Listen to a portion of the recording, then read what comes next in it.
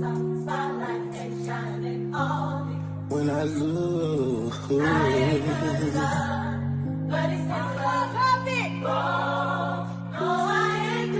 I just wanna be good. Scotty C got this one. I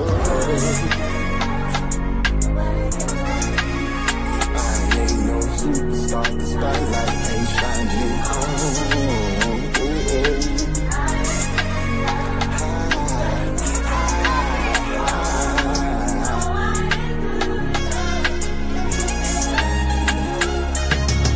Man, y'all nigga got on Facebook and claimed I was a deadbeat. A war veteran, but Cobb County ain't spell me. Got daddy issue, call that fuck nigga ain't claim me. My blood brother say he gon' get the GDs to flame me. Got a strained relationship with my sister and that pains me. They kill him just about some pussy, no that can't be. Seeing red lay off in that casket, that still haunts me. But I can't help but think that one day that's gon' be me. I could've saved Henry, but I lied and didn't show up. Blunt after blunt, zip after zip, I gotta roll up. Trying to drown the pain in my heart, I gotta pull up. Looking at them tears in Sean's eyes, I couldn't face her. My in-laws think I ain't shit still after 20 years. Took care of their daughter and they grandchildren for 20 years. I saw with a daily on my neighbor, I'm facing 20 years. I spent every dollar that I had paying them lawyer fees. I ain't no superstar, the spotlight ain't shining on.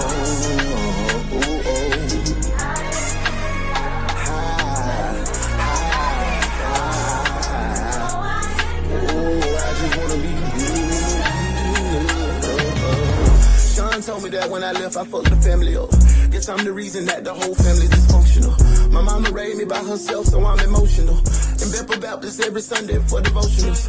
I used to look up to Uncle Bubba till he ride my mama. She still love him, that's her brother, and I can't take that from her. But when JJ died, why ain't nobody check on EP? My baby brother Kevin grown, but barely knows me. Me and Walt were beefing, we got active, and he had a stroke. My kid was hungry, he was bitter, and turned off the stove. The lies he told about my family really messed me up. But when I seen him in that wheelchair, that really fucked me up. The streets dirty, had my sister in a chokehold. Mama praying daily, taking trips round by the dope hole. Her best friend Courtney crashed out, lost that baby. Going crazy off that Molly, only God can save her. Scotty C got this one. Dear Heavenly Father, thank you for another day. Thank you for another opportunity. Touch the person who doesn't feel like they're quite enough. Help them to understand that they are beautifully and wonderfully made in your image, and they will always be enough. No matter what the world says, no matter what their family, no matter what their friends say, they are more than enough. Build them up from the inside that their light shines so bright that they blind anybody that goes against them with the goodness of your love and mercy. Make them able to stand in front of their enemies, their loved ones, with the same joy and abundance over their life. Give them the strength, Lord.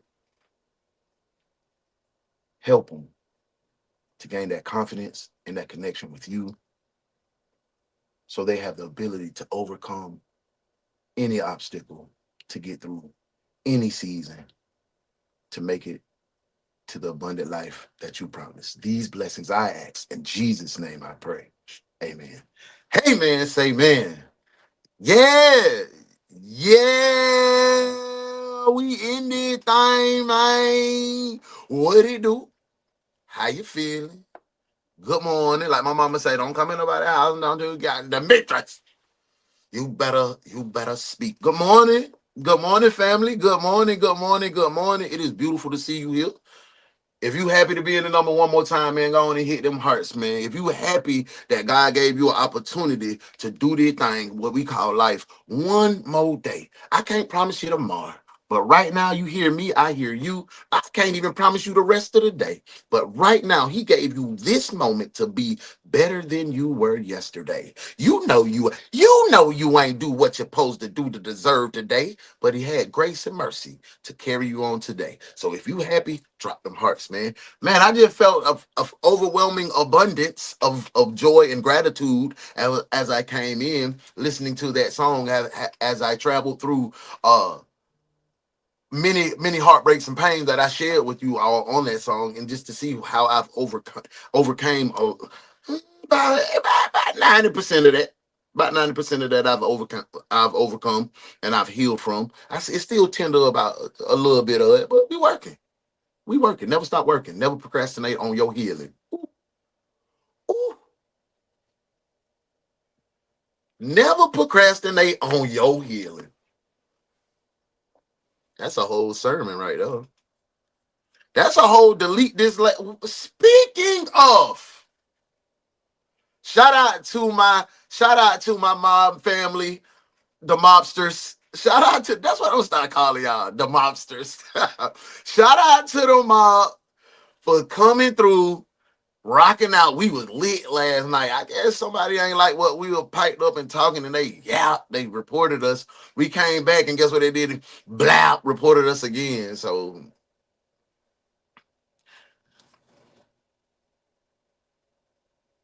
but come back and kick it with us. We have good time. We have good conversation. We have the dopest playlist. I don't know where we're gonna go tonight. Y'all will let me know on night shift. Hey man, say man, I done did too much talking, man. Make sure you get a chance. If you get a chance to go by and rock out with my nephew, Young Tay White, we just dropped a new Y'all Messing With It video. Edit so crazy. Go check it out. Probably a new one gonna drop today, then a new one gonna drop tomorrow, and a new one. Hey, look, bruh. Tap in. I'm depending on you to go over there and tell me what you think. Yeah, you be like, man, oh no, I don't like that young rap. But go check out this one. Go check out Boston. Cause he was spitting on that new Super Paranoid. Y'all messing with it with Young Tay White and your boy, Uno the One. I'm a co-host. I'm Robin over there. That's Tay Motion. You know what I'm saying? That his show. That's what he do. He pop it. So go over there, support. You know your boy in the co-pilot chair. Go on over there, man. Show some love to my boy, Deontay White. Make sure you stop by and tap in the Highway Collection. That's HWY Collection. He is the CEO, creator of the style and the fashion, in the designer of the highwaycollection.com. You ain't got to listen to me. I can show you better than I can tell you, what that son. Hey, G, this shit hard. Fuck, nigga. Steve-O go crazy.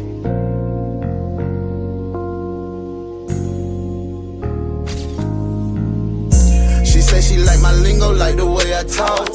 She like a nigga style, the way I put it on. And she can tell a nigga pay, don't have to show it off. But she can tell by all these sticks that I'm a fucking boss. She love the way I smell, she love a nigga fragrance. She see the way I hustle, love the way I take risks. She peeping how I move, she see I taught her game.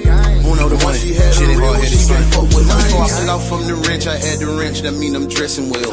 Barbies all around me with toy bodies like they from Mattel. For those who try to infiltrate, I feel sorry for you infidels. You used to be the shit, but took a dip like Caitlin's rookie year. These women that you chasing crave my presence, we are not the same. Heavy like I'm. I promise I am not a game. So the woman that I fear, that's in Jesus' name. I saw his injuries these diamonds go in East Bay. She say she never.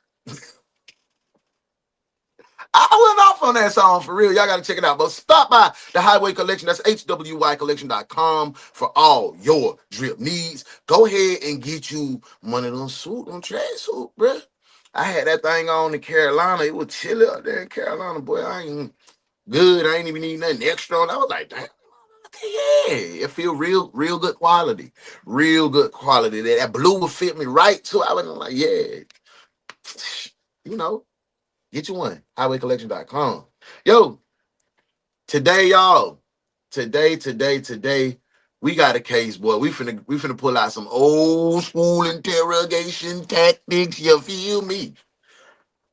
Ooh, we gonna have a good discussion today, y'all. We gonna have a good discussion. Y'all, man, we finna go ahead and get down here to the office, man. Go on and get your little snacks, get your notebook, paper, have your pistol on you, come man. Ooh, you might need the pistol on 12 today. It's one of them, man. Hey, we finna go ahead and hit the roll call. If 50 comments in there, ooh, y'all vibing this morning. If 50 comments in there, we finna go touch everybody. We finna make sure everybody at work, because if they ain't at work after we do this, you know where they going. Put it in the comments. Sergeant Hansy, I got another one of these late detectives that can help you write out tickets and organize the junk closet. Welcome to Desk Duty, detectives. If they late, they on the desk. We don't want no excuses. We don't accept doctor's notes. We don't accept obituaries. We don't accept your accident reports, police reports. We don't accept nothing. Just bring your ass. Okay? Okay? Let's go ahead and get the roll call, man. I'm finna go to the office. Roll call. Hurry up, detectives. It's time to work. I said no obituaries. Yeah.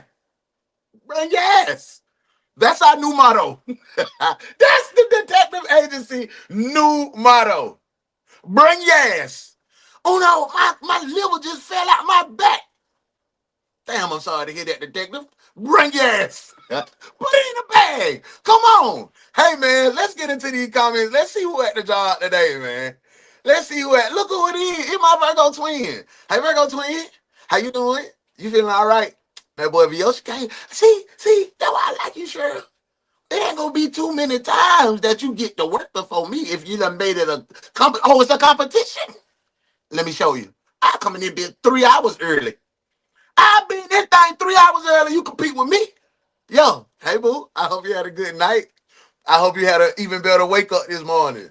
The creator woke us up, man. We should be thankful, bro. We should definitely be thankful. I feel a lot better. I got on some shrooms yesterday to kind of balance myself because I was goddamn on edge. So I feel a little better. I did not get no sleep. That's the downside for me. When I take a trip, I can't go to sleep. I can't go to sleep. I be like, oh, you know what I should do? Stop procrastinating. I gotta do this. Oh, let me create this. I waited so long. Yeah, that's what I be on. So yeah, I had to get balanced, man. Yeah. And that's what you can tell it, you can feel it in my energy. Yeah, I feel good. Cheryl said, if he ain't said no for the okay, don't then he. Hey Boogie. Hey, Sharon. Soon as you came in there to enjoy a good little vibe last night, we having a good conversation. We talking. You can see they done. Sorry, but I hope you get to stay up late night one time to come kick it with us again, man. Thank you for coming last night. Thank you for being here every day for real. Even on your birthday, using that thing. Ooh, that's what I'm talking about, detective. Yeah. Look, corporate in the building. Make sure y'all get right, man. I had to tell corporate that they were reporting us last night, man. You know what I'm saying? So they got some surveillance. And no, they don't tell you who reports you. Yep, they do not.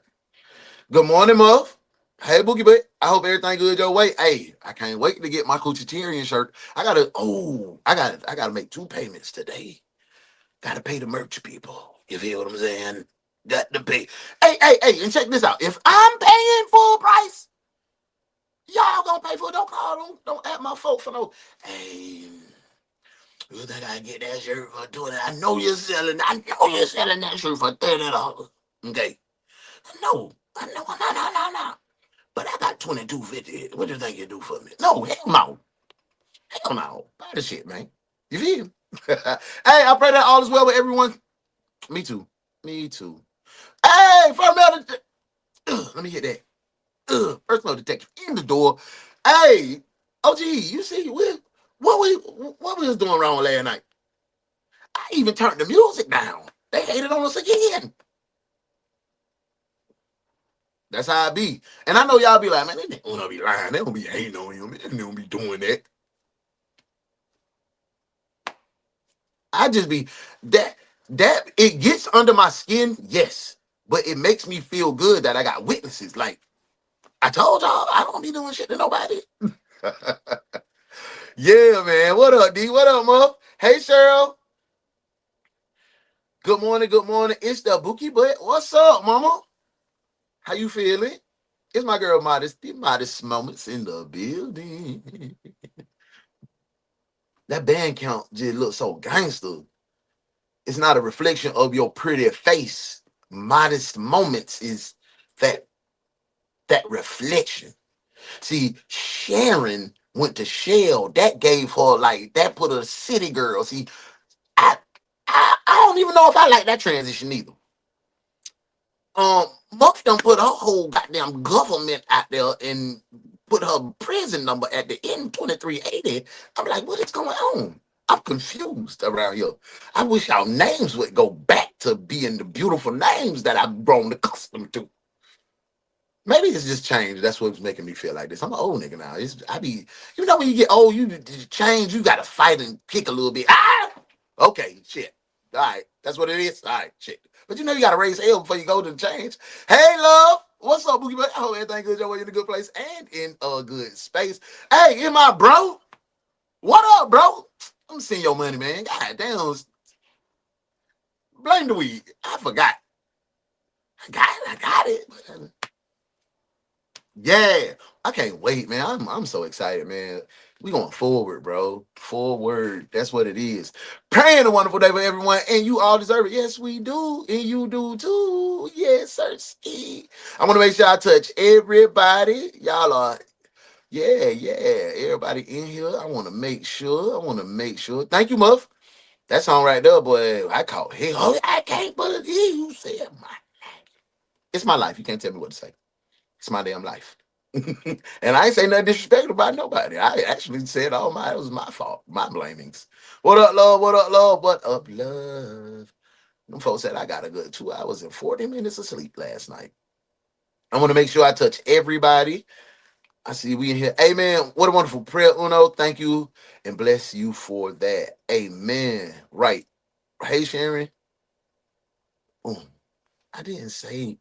Every time I say Sharon name, the computer girl come up. You know who I'm talking about. Y'all know who I'm talking about. Never procrastinate on your healing. Ooh. We came in hot this morning, man. Bro came in preaching and vibing this morning. Yes, Sirski. Yes, Sirski. I just had it on me. They don't tell you who reported it. I was unconscious, but I got to work on time with 5 minutes. Look at that. Look at that. That is a win. That's a win, Muff. Yeah.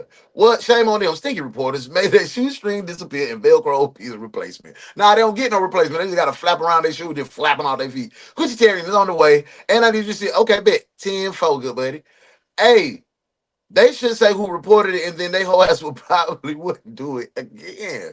That's what I'm saying. Tell me who. So I can be like, damn, bro, you went and reported my shit? Bet. 10-4, good buddy. Hey, YouTube don't let you know who the reporter is? Mm-mm. Let me grab my rubber bands. Hold on. Get your rubber bands and stuff. We finna go ahead, man. Turn the affairs. Hey, you late. Whoop-de-doo. Get to the this. Yes, sir. Bring your ass. Oh, no, I ain't got no teeth in my mouth. All my teeth got took out yesterday. Bring your ass. I don't want to hear none of that. I don't want to hear that. There ain't no sick time bereavement.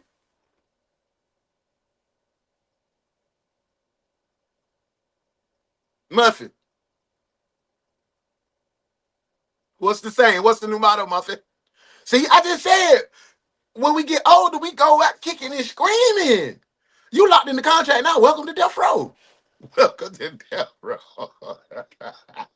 I need something for mood swings, y'all. Shrooms. Y'all gonna listen to me. I ain't telling y'all to go get on those shrooms and be tripping because when I say I had to do something, yeah, I go to that place because I enjoy being inside of my mind. I like walking around in my head. But when I tell you to do it, microdose. So it's like medicine. I'm tired of telling y'all this shit, man. I'm tired. I told you to get your trip sitter and try it. You not gonna die. You done pulled up some goddamn Hennessy, but you scared, man. Let me keep on. Raspberry leaf tea will help them hormones, man. Ooh, DB dropping that. Him and V need to link up and goddamn have a goddamn herbal goddamn dialogue about what the hell we need to take around this mo. Yeah. Hey, I gotta get some of that Dion. The Scorpio in me is crazy already. I don't need the extra. See, I'm telling you. It won't change. I ain't gonna change the thing. I've updated it numerous times. Why it won't change? I wonder why they did that. Why they did that to us? Me either, Muff. Shell is my childhood nickname. Bet. That's what I'm finna call you from now on in now. Cause I call Muff her childhood nickname. Yeah, Muff, you don't need that. You can find it in Publix and Feeling Great for sure. I appreciate the information. We in here, man. If I still gotta come to work, I'm not wearing no deodorant. Okay, that's cool. We got deodorant in here. See, that's what I'm saying. Anything y'all got going, come to the job. Come bring your ass. We gonna talk about it. And I might send you home. Earl, I'm gonna send you home. I'm gonna take care of you first. I got a seat. I gotta put my eyes on you. You feel what I'm saying? Eyes. I know one of them go where it want to sometime, but I still see you. I see you. Hey man, we done touched everybody, man. Welcome to work, detectives. Finna go here down to the interrogation room. Get the hell on, man. Y'all got me late. Here this morning, police are looking for a The only detective agency capable of handling these grotesque and obscene cases. Look no further than the ones detective agency, where evidence does not matter. We lock you up and figure it out later. Hey, what's up? The ones detective agency, with your captain, Uno the One.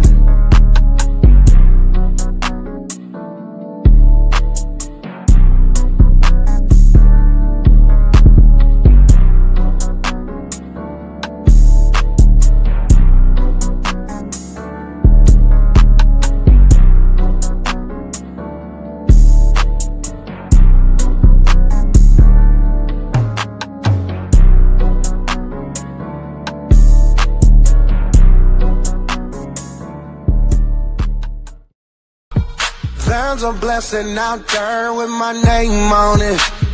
Never thought he knew me, change the game on him. Watch these blessings falling like it rain on us, like it's raining on us. I got a feeling, yeah, there's about to be a feeling, yeah. You can get my overflow, or get lost off in my undertow. I don't really know. You might have been strong. Did you try anybody? You flushed? You people? The man you see on your screen is Haddon Clark, a deeply disturbed predator who became the prime suspect in the murder of 23-year-old Laura Houdling. Is that how you ate Laura? Cut her up in little pieces until she bled?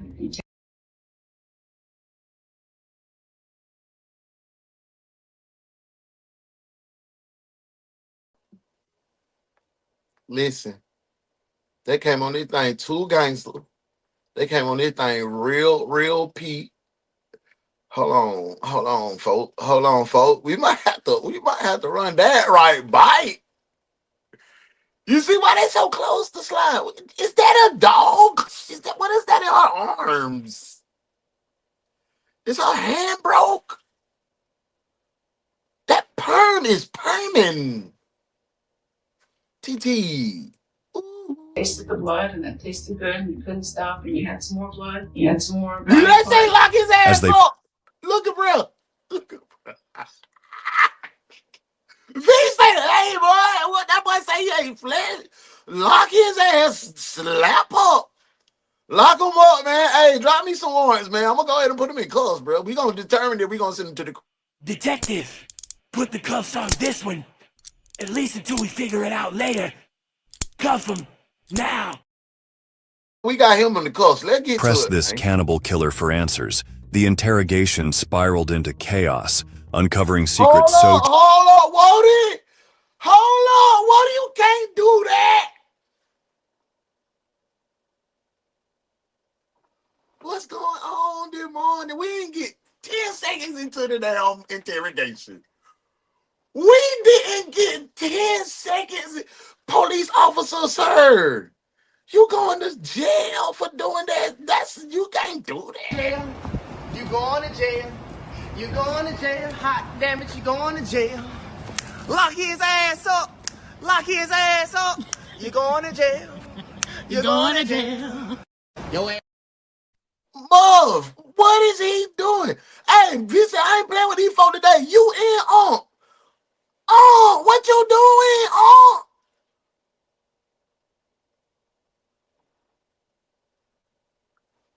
What the fuck? case. Case trash. Case over with, bruh. Wait, chilling chill that even the out. most seasoned cops lost their control. Let's get back to the nitty gritty. Yo, what? Hey, come on, let's get it out, buddy. Let's get it out. Come on, baby. Let's get it out. Come on, there's somebody in there that wants to come out. Please come out. I will kill you. You understand? On Monday morning, October 19th, 19... Hey, y'all see who in the building? Hey, my baby boy in the building. What up, son? He talking about double toe slam. Nah, boy, that not hit the boy with that goddamn. Get the tables. God damn. Yo them up, boy. Like, talk about check your neck. Police brutality. Like, hell. We grinding. He grinding. We support. Go show take. My boy dropped buku new video. Y'all spin by and see the life of young Tay. Tay TV living the college life at FAMU. Tap in. I'm telling you, it's a doozy over there. Just remember, this is college life. If you've never experienced college life, this is where you need to go. It's like a different world, but for the hood. Tap in. Hey, he whispered in that nigga ear. He tripped out, bro. Oh, he was helping him hold his neck up. Big. Yeah, his head had stuff. So he was like, let me hold your goddamn head up. You know what I'm saying? Both of them going to everybody. Everybody finna go to jail. Everybody finna go to jail. Lock everybody up. Everybody. The perms, hairlines, choke. Man, yeah, listen, bro. Hey, man. Let's get back to them, man. They were finna be a doozy, y'all. 92. The day This is started 92. uneventfully at I was Holman 12 then. Communications, I just a turned public 12. relations firm in Washington, 12 for a D.C. That was until Laura Houtling failed to arrive at work by 9 a.m. This was entirely out of character. By 11 o'clock, her boss, Diana Holman, began to worry. Concerned, she called her daughter Hillary, who was a close friend of Laura, to ask if she had any idea where Laura might be. But Hillary was just as clueless. Acting on her concern, Hillary drove to Laura's home, a house she shared with her mother, Penny Houtling. Laura's car was parked in the driveway, but nobody answered the door when Hillary knocked. Hillary knew that Penny had left town for a week-long conference on Saturday, October 17th, leaving Laura alone at home. Unsure of what else to do, Hillary reached out to the next best person, Laura's brother, Warren Houtling. She left a message on his answering machine. After Warren returned home from work, he received the message. When he did, a sense of anxiety began to set in. Warren Houtling was Laura's brother, and they were incredibly close. He went by the house. I be jealous sometimes, man. Y'all close with y'all brothers and sisters? Like y'all go have brother and sister days and y'all be going on trips and shit together. Y'all be doing that? I'm jealous. I'm jealous as hell. Shit, my little brother used to live. We used to do everything together, man. If I went to the club and got an outfit, I bought him an outfit. When we went out, we did everything.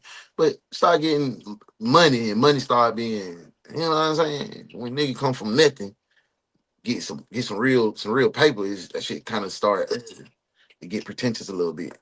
Man, let's get back to the house. Laura's car was there, and he went in the house. This a new little whoop whoop that we using today too. You feel me? Y'all let me know if y'all like the vibes. Everything looked fine. There's nothing disturbed. Apparently the house was secure. Warren searched the house thoroughly, but found nothing else out of place. By 6 p.m., anxiety had set in.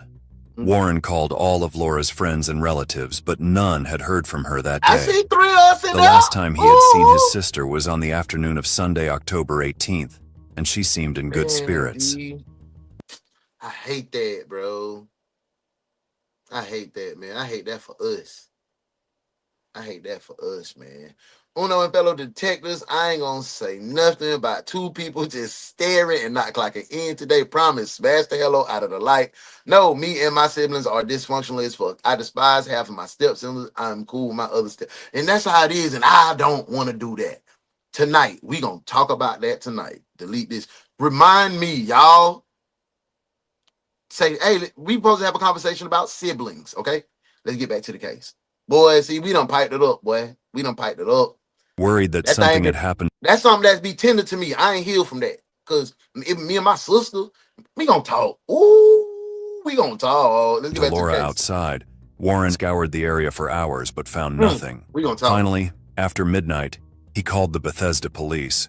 Officer David Shupp responded to the call and came to the house to inspect the premises.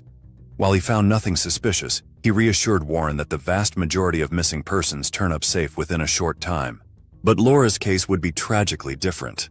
The next morning, Warren called Penny at her conference to share the news. She immediately decided to fly home, though she wasn't particularly alarmed yet.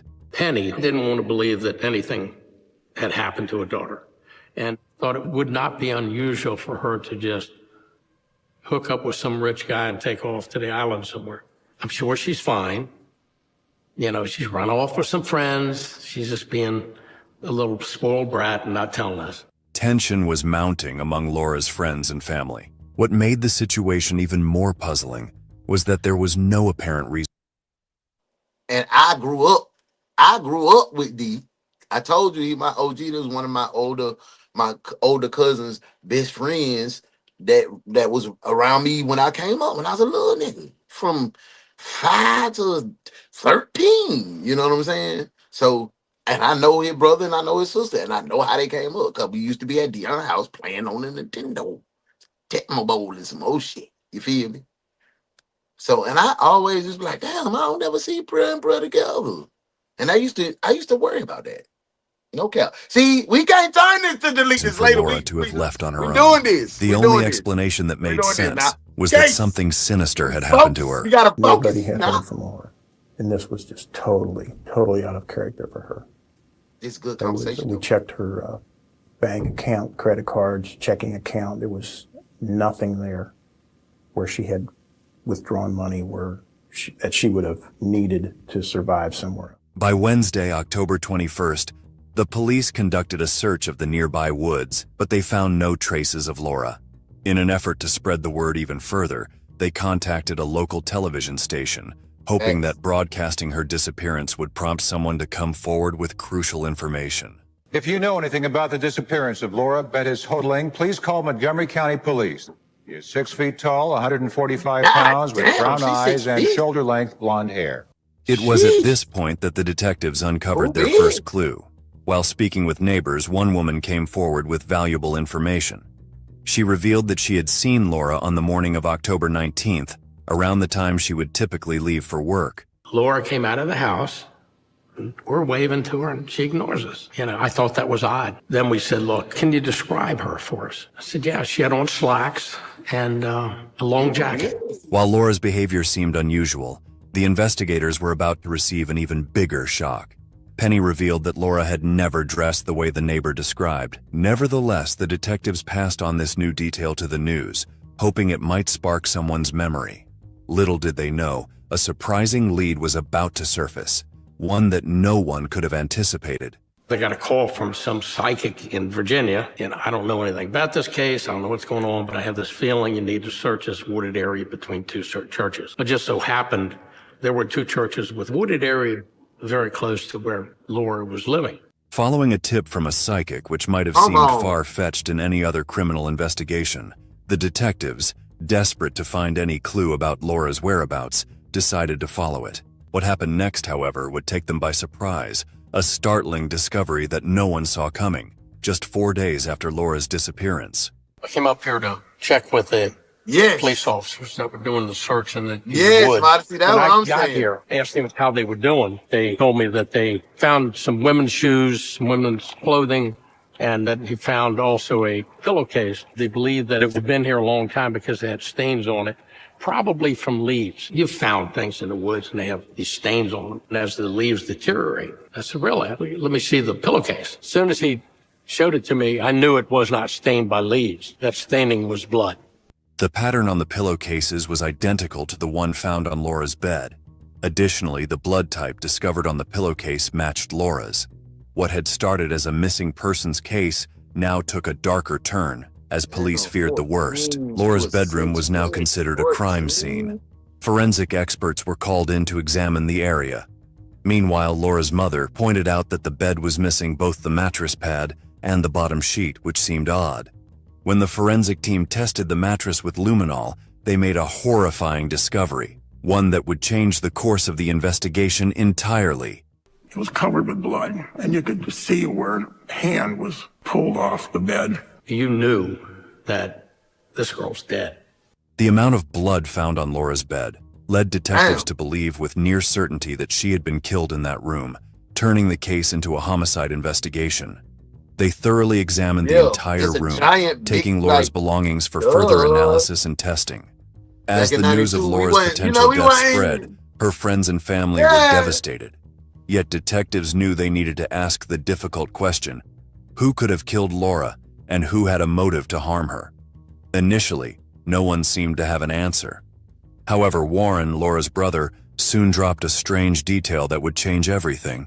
And the first night that Laura was missing, Warren looks and here comes his truck. His mom's gardener, he happened to be driving by, and Warren attempted to stop him, to talk to him, but instead of stopping, the gardener drove off fast. He couldn't understand why he would do that. That seemed very unusual. When Warren later asked the gardener about the bizarre encounter, the man claimed he hadn't stopped because he was afraid of a carjacking. However, a carjacking? A carjacking? From you, the gardener? And that's my... That boy, what? That could be just his face. He looked creepy. the detectives were not convinced by his explanation. The gardener in question, 40-year-old Haddon Clark, had both the means and the opportunity to commit the crime. Penny had hired Haddon in early 1992, believing she was doing a good deed by helping a homeless man from a local church organization. Come on! He had proved to be... Oh, like, but you a dog. Shut your dumb ass up. Talk about...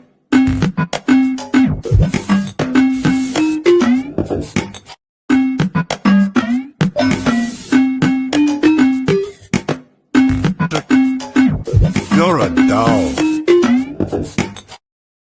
Lying, why you always lying?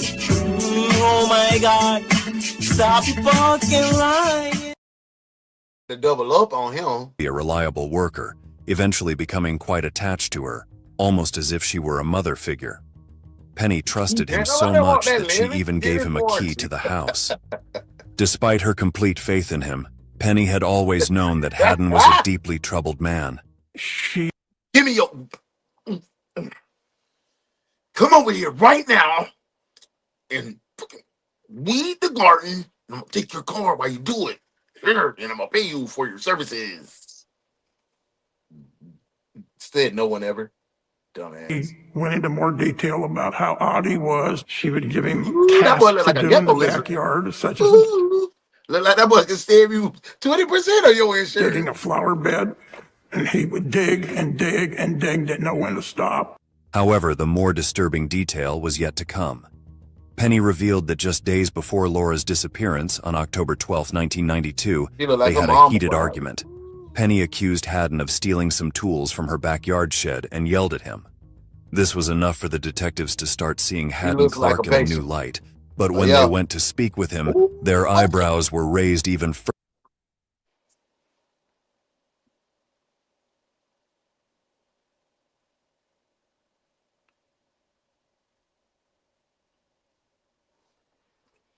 Let's discuss.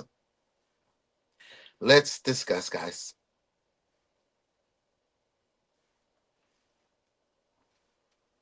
Looking at this man right here. Looking at him. He transitioned from here. Let me go. Is missing, and Penny is really concerned, and we need your help to try to find him. It was at that point Haddon goes, "Oh my God, I just want to die," and he went down on one knee. Although Haddon provided an alibi for the time when Laura went missing, the 40-year-old Haddon Clark had both the means and the opportunity to commit the crime. Penny had hired Haddon in early 1992, believing she was doing a good deed by helping a homeless man from a local church organization. He had proved to be a reliable worker, eventually becoming quite attached to her. Look at her now. And Penny, why the fuck did you hire this homeless man and bring him to your house? Why do people do some of the craziest stuff? Y'all be so trusting and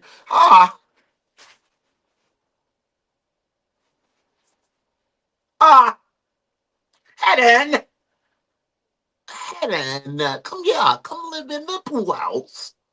You can be my gardener. You're good with gardening. You're good with tools, Helen. Yeah, I'm gonna bring you a vagrant around my family.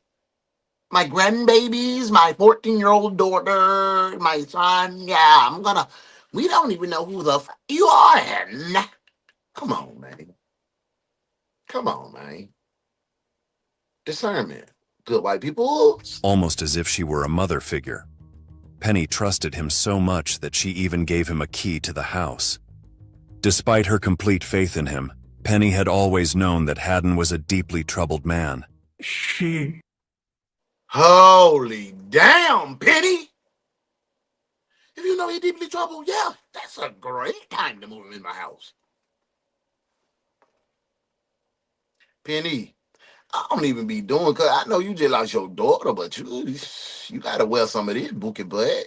Boom, boom, boom. You a ugly dog. Boom, boom, boom, boom, boom. You a ugly little dog.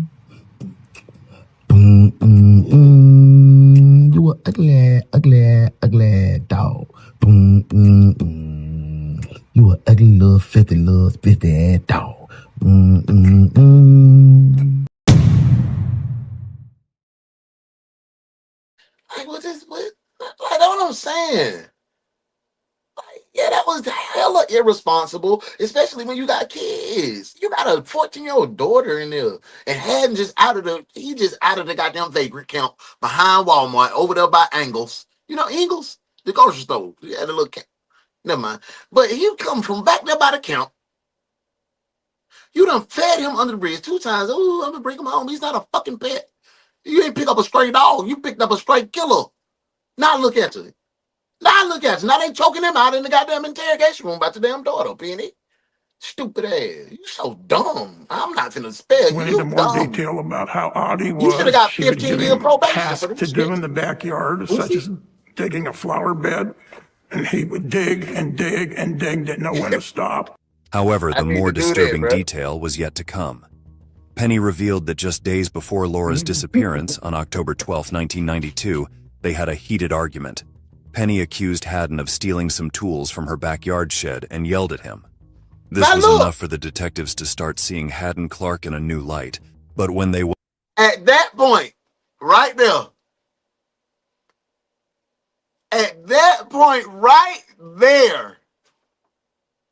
is where y'all should have locked his ass up.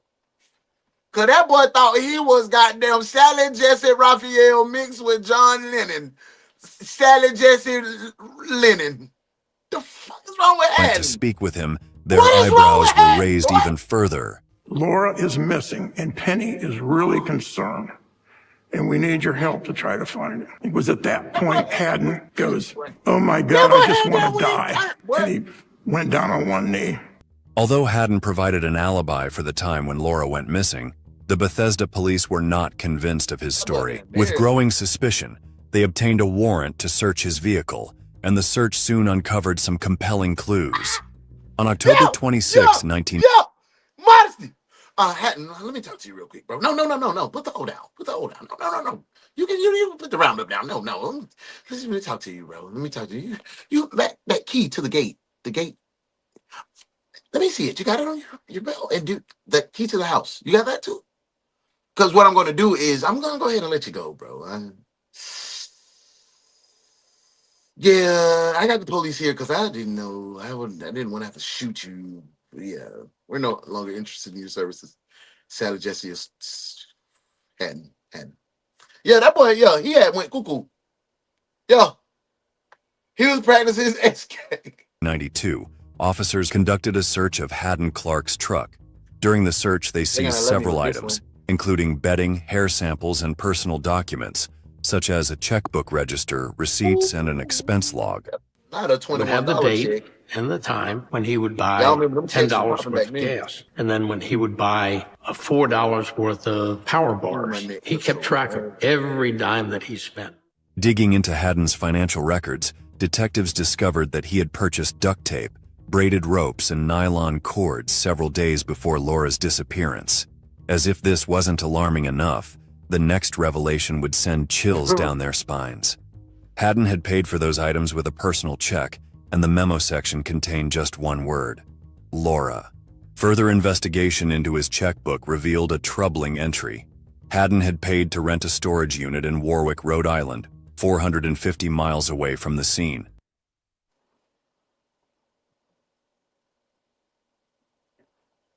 That's Darius' hood.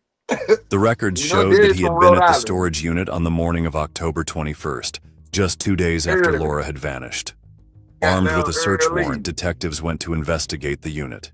What they found would expose a secret side of Haddon Clark's life, a side that revealed the depths of his deranged and disturbing mind. He had falsies that he would place into bras, apparently. He had bras, he had dresses, he had female shoes, he had female coats, he had... So a cross-dressing, serial-killing cannibal.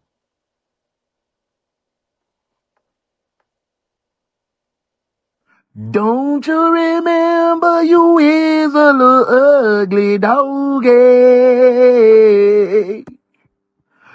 You said you'll be coming back, your ugly self. Ugly, ugly, ugly, ugly, oh, ugly. You were ugly, ugly little dog. Doom, doom, doom.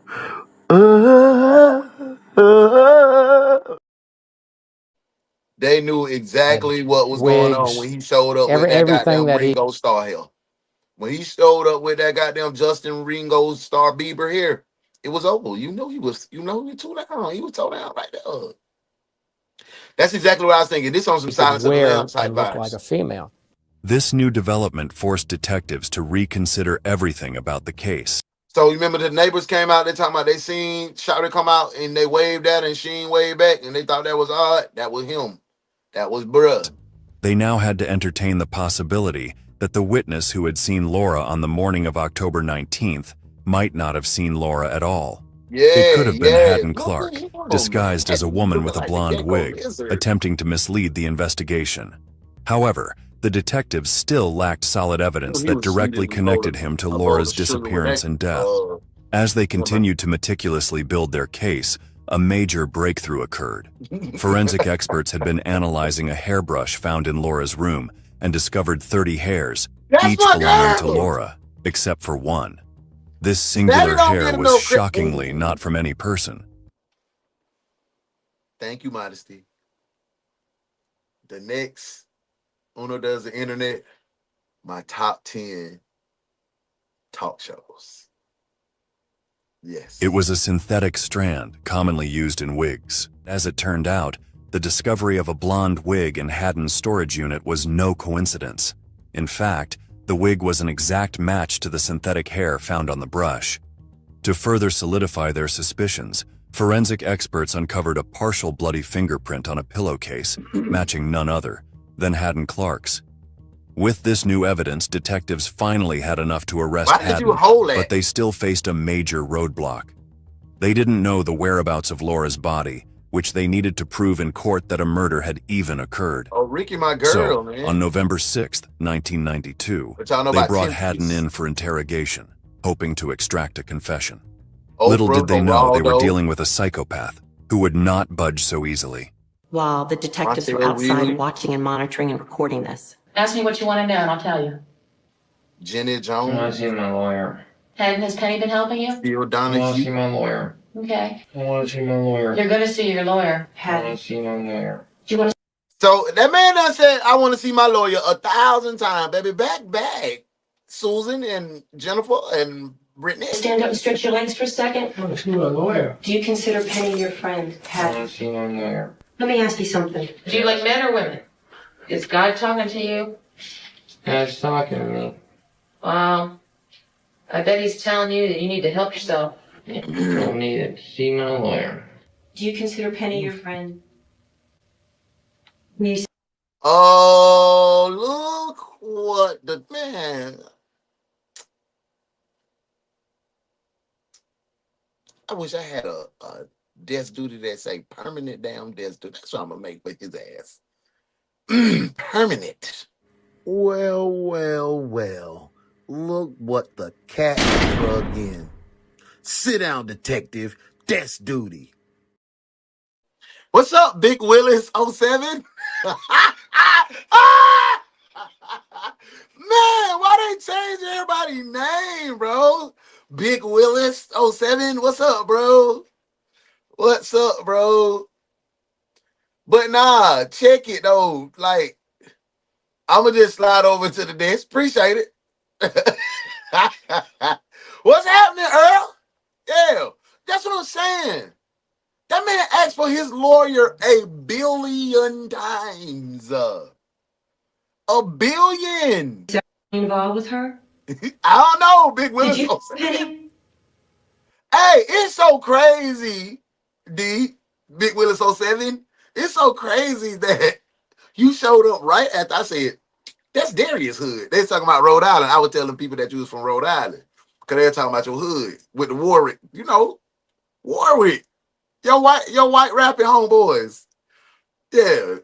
They was talking about them. This happened up there. Oh, well, it didn't happen up there. He hid the body up there because he was a tambourine player that ate women.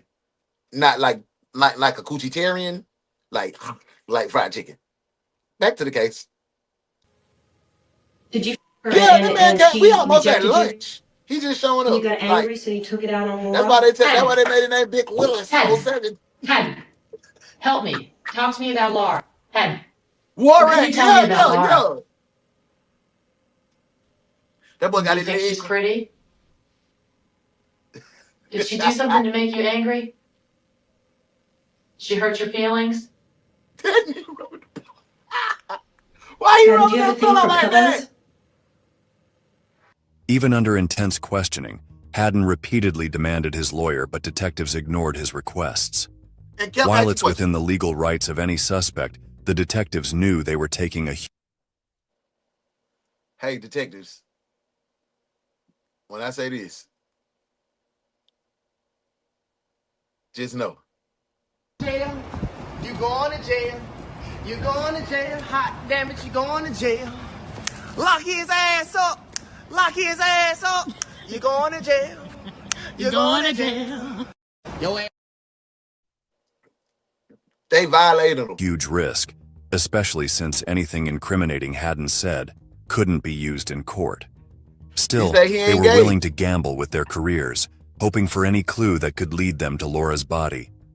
However, Haddon made it clear that he wouldn't cooperate, and now he was simply getting on their nerves.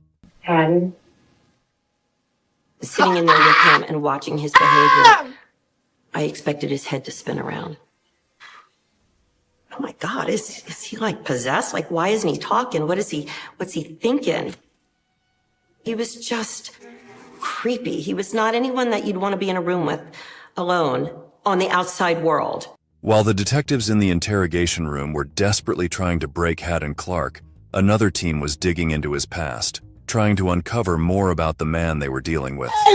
What they discovered about his history would soon make everything they had learned so far seem... Damn! Fuck, man.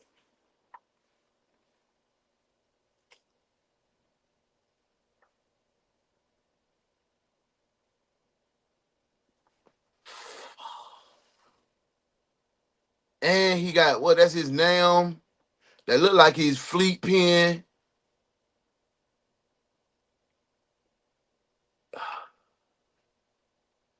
That's what I said. D, I said, what? What is that? That's his fleet pen, bro. Yeah, I think my eyes is bad now. I can't see that. Bruh, goddamn shit, mate.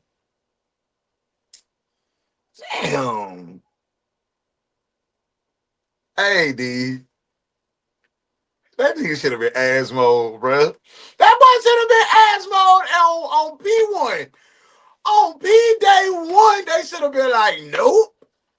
You got to go, Joe. God damn. Like mere shit, child's man. play. Me! Haddon Clark was the second of 4 children, and from a young age he exhibited troubling behavior. He showed no compassion for others, even We let him in the Navy. Come on. We love y'all. We love y'all guys. Y'all. We got Uno here too. He's slow. He a little slow too. for his own family. To make We matters got Uno, VOC, and they're a little off. All 3 of them. You'll fit right in. Like, worse, he had a disturbing hobby of killing and dissecting animals. Things were wrong with Haddon from the start. There were mental things that were not right. Haddon spent a lot of time. Ooh, look at Haddon. Ooh, that boy whipped that thing in the front, didn't he? In different specialized schools to try to deal with the other matters that caused him to be Look at him, who is this? In 1985, Haddon was diagnosed with paranoid schizophrenia. With no place to live, his younger brother Jeffrey Clark offered to help by inviting him to stay with him in Silver Spring, Maryland. This would mark the beginning of a very dark chapter in Haddon's life, one that would eventually bring him to the radar of the police for the first time. By May of 1986, Jeffrey had grown fed up with Haddon's unsettling behavior.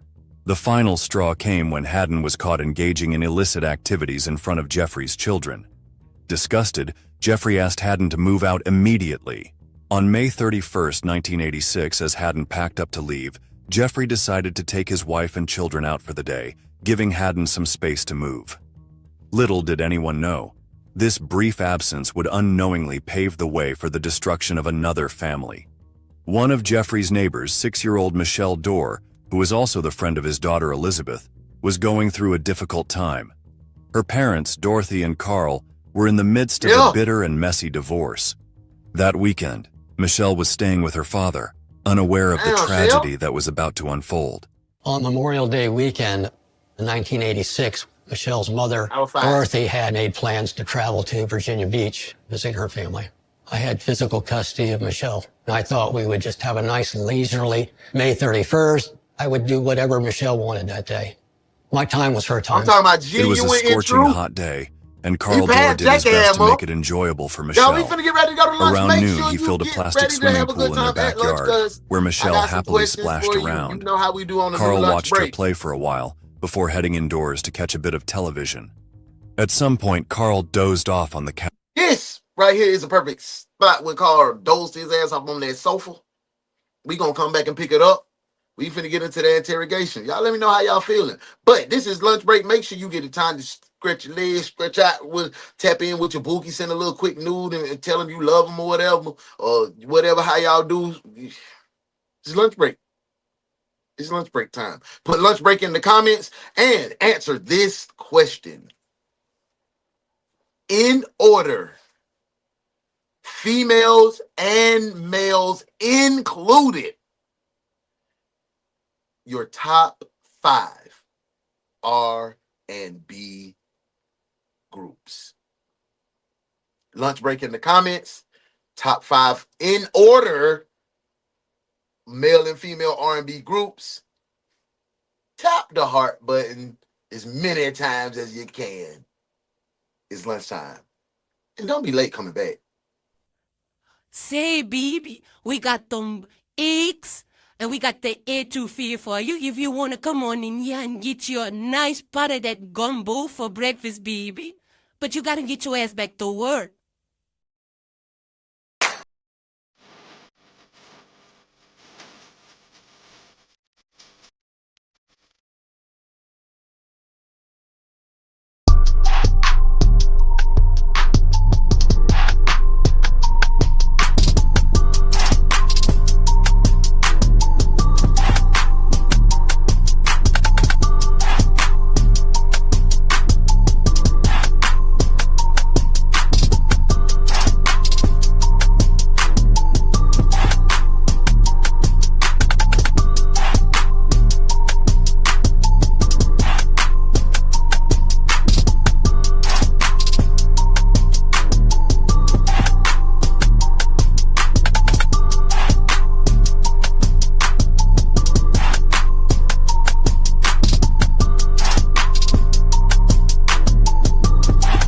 So how was the mushrooms? It was too freaking good. Like, listen, I don't even eat mushrooms. I hate mushrooms, but them, amazing. Oh, thank you so much.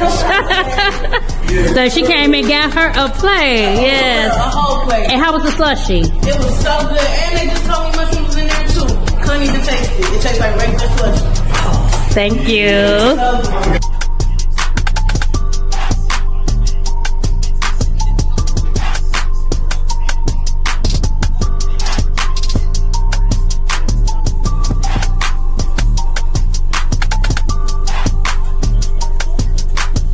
It's me and Cheryl Vernon and Cheryl with Melanated Mushrooms. Check us out on www.melanatedmushroomsllc.com. We provide wellness through mushrooms, herbs, and art. Peace.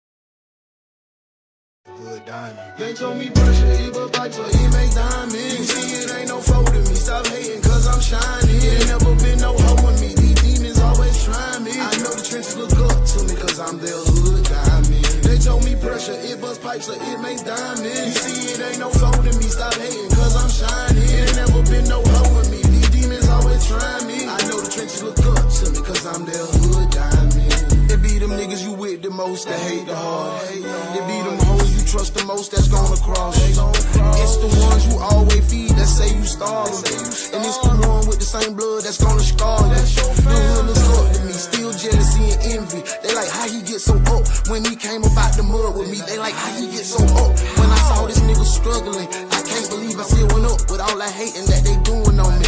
They want me broke down on my dick straight out of luck. I worked my move, I took them risks and nigga I ran it up. Ain't need nobody help cause ain't nobody gave me nothing. Now they wondering how I turned that nothing into something. They told me pressure, it but pipe so it makes diamonds. You see it ain't no foe to me, stop hating cause I'm shining. Say, baby, we got them eggs and we got the etouffee for you. If you want to come on in here and get you a nice pot of that gumbo for breakfast, baby. But you got to get your ass back to work.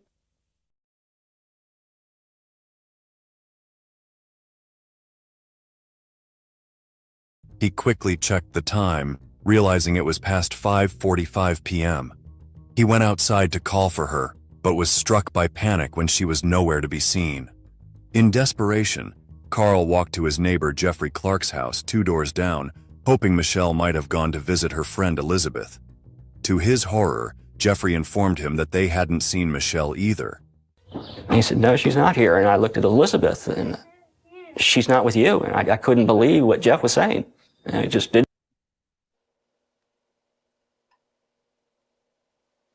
Y'all ain't shit, bruh.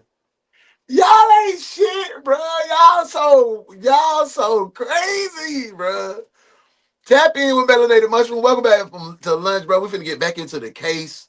If you don't know what this is the Morning Crew where we react to interrogation videos, true crime videos, the dopest detective agency on the net. Yo, y'all hell, man. Forever my jam. Appreciate that. Vyoshi, he hell. This some sleeveless violence. Floetry, Jade, Drew Hill, Boys and Men, Silk, Jodeci, Escape, SW. Yeah! That's what I'm talking about. And that's going to be the playlist tonight. R&B groups. R&B groups, female and male R&B groups. So get your playlist together.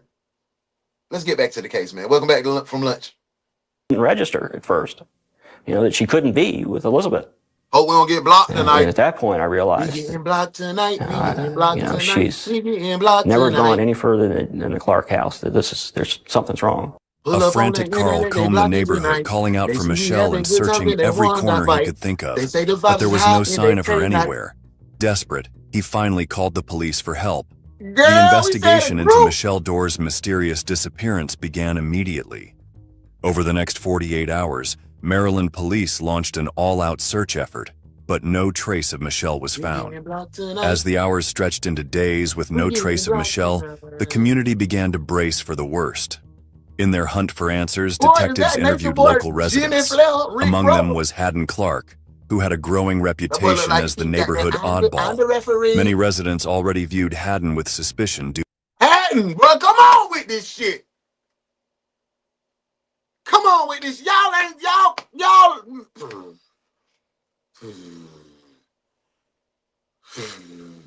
Y'all ain't see that man was. Y'all ain't see that.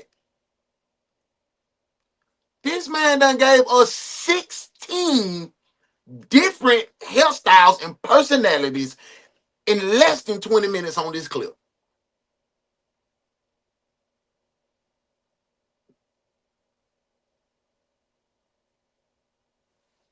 The Navy just let anybody in. to his erratic behavior. That suspicion only deepened when a seemingly routine interrogation with Haddon Clark. Hey, Lieutenant Cherie says, Detective Cherie says, hey, I thought you said male. Nah, female and male R&B. Took an order. unexpected and dramatic This is turn. unbelievable, bro. They were questioning him about Michelle Dorr, and that's when he Got became sleeves very all over annoyed me. and irritated. He had an episode of diarrhea. Oh, it was love. My fault, my fault. Made a statement that he might have done something that he doesn't remember. Despite the apparent red flags surrounding Haddon Clark, he appeared to have an airtight alibi. Surprisingly, that alibi came from someone least expected, Yes, Michelle's own father, Carl him. Dorr. Get him. Get him. Carl stated that he had Stevie last Wonder. seen Michelle at around 2:10 p.m. on the day she went missing. When detectives investigated further, they discovered that Haddon had punched in his time card at the Chevy Chase Country Club at 2:46 p.m. that same afternoon. This timeline left detectives skeptical that Haddon could have abducted Michelle, concealed any evidence of a crime, and made it to work on time. Combined with a lack of concrete evidence to hold him, they had no choice but to let him go. As the investigation progressed, suspicion shifted to someone much closer to Michelle, her father, Carl. When Michelle's mother, Dorothy, learned of her disappearance, she told police that she believed Carl was responsible. I don't believe Dorothy this. revealed that she and Carl were in the midst of a bitter custody battle and accused him of previously threatening to harm Michelle if he didn't get his way. Who was it? Shakespeare? Was it Shakespeare? I think I was in Mr. Miller class. We had to go with Shakespeare. It was like to sleeve or not. With this new information, detectives asked Carl to take a polygraph test, hoping to clarify his involvement. To their shock, Carl failed the test, raising even more questions about his role in Michelle's disappearance. He's trying to tell me that I didn't pass the polygraph test. That's an impossibility. I didn't have anything to do with Michelle disappearing. Don't tell me I failed the polygraph test. That didn't happen. Convinced that Carl had either kidnapped or killed his daughter, detectives pressured him for a confession. Just days later, Carl did confess, admitting to having a role in Michelle's disappearance. He also provided two potential locations where Michelle's remains could be found, one being the crawl space of his house and the other inside his father's grave. Police searched both places thoroughly, but they found nothing. The case was becoming more perplexing, leaving detectives wondering about the true fate of Michelle. I couldn't deal with what they were telling me that we're not going to find Michelle alive. I just was trying to go into some sort of denial about that. I thought the police were talking about me or something odd, and he said you it's alive. just a I ain't feel total that, boy. disintegration of my mental health. Eventually, Look at Carl him. checked Look at himself Carl. into a mental institution for a few days of rest and treatment. After his release, he shocked the public by claiming that he never confessed to Michelle's murder and that the police had misinterpreted his words as an admission of guilt. He also revealed a new perspective on the events of May 31st, stating that he hadn't seen Michelle at around 2:10 p.m. as he had previously stated, but rather much earlier that day. However, he admitted that he didn't want to come across as an irresponsible parent who hadn't kept track of his child for hours. To back up his story, he took another polygraph test, and this time he passed. The investigation was now back at square one. But tonight, the physical search for 6-year-old Michelle Dorr is ended. Michelle's father is no longer under psychiatric evaluation. What do you hope for? I hope that somebody has her that hasn't harmed her. That's what I hope. Do you still feel that you'll see her someday? I hope to God, yes. With the new timeline established, Haddon Clark once again emerged as a possible suspect in Michelle's case, but So Haddon done been killed. He done did back in '86. He done caught goddamn Penny them child in goddamn '92. detectives had no solid evidence to charge him. Goddamn Days, Stan months, Mulligan. and then years passed, and Michelle's case remained unsolved, with her loved ones still mourning her disappearance. Meanwhile, Haddon continued with his life, but seemed to be drawn to trouble. In September of 1988, Haddon harassed his mother after she confronted him for stealing items from her home in Rhode Island. He was charged with assault and battery and given a year's probation. That boy beat his mama down. Ooh, he a filthy A few months dog. later, in December, You beat your mama? Ooh.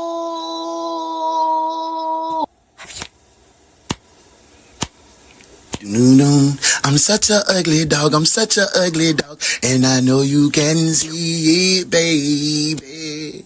I'm such a ugly dog, and I know you can see it, baby. Ooh, yeah, such a ugly dog, and I know you can see it, baby. I'm such a ugly dog, and I know you can see it, baby. Lately I've been ugly, and you know I ain't wrong, and I got an attitude, 'cause I'm not in the mood, 'cause I'm ugly. Girl, you can see it if you hold me in your arms. Girl, I'm ugly, and I'm not the one to blame. I don't wanna lose my look. And you can't just tell me I'm ugly. Oh, no. A look like this is hard to find, and it's right between your looks and mine.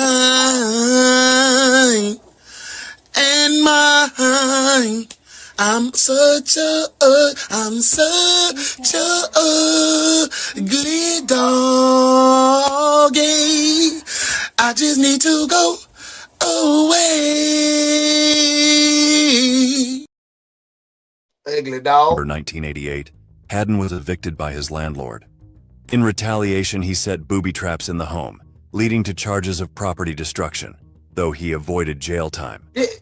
In February 1989, he was caught stealing purses and coats from a church while dressed as a woman. This time, he pleaded guilty to theft and served 45 days in jail. For the next 3 years, Haddon mostly kept a low profile, working menial jobs for survival and frequently changing landlords. However, in 1992, his life took a turn when Penny Houtling hired him as a gardener, unknowingly setting the stage for a series of events that would have... This man been causing death and destruction throughout his whole life, and Penny just said, yeah. And never once in any of these stories throughout his whole life did we hear him being a gardener. Not once. Not one time did they say he got a green thumb. They ain't say that shit. But Penny,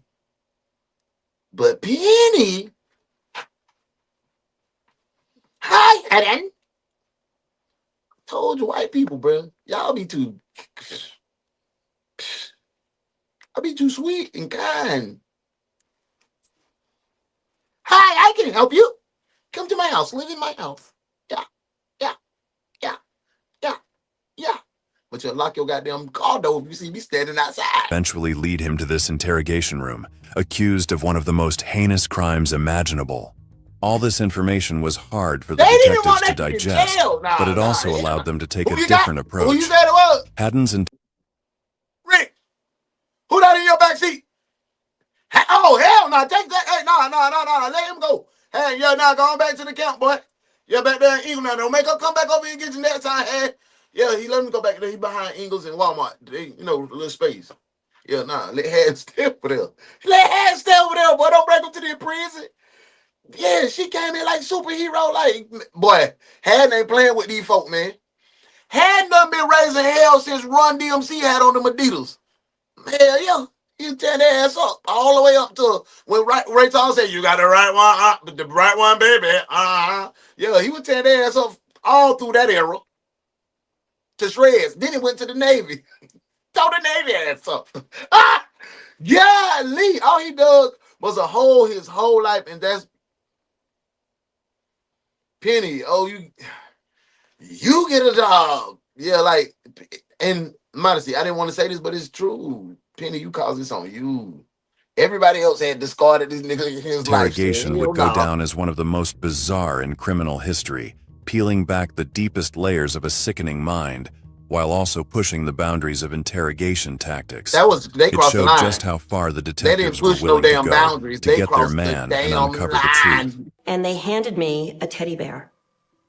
And this teddy bear had on a bathing suit that was a replica of what Michelle Dorr had on.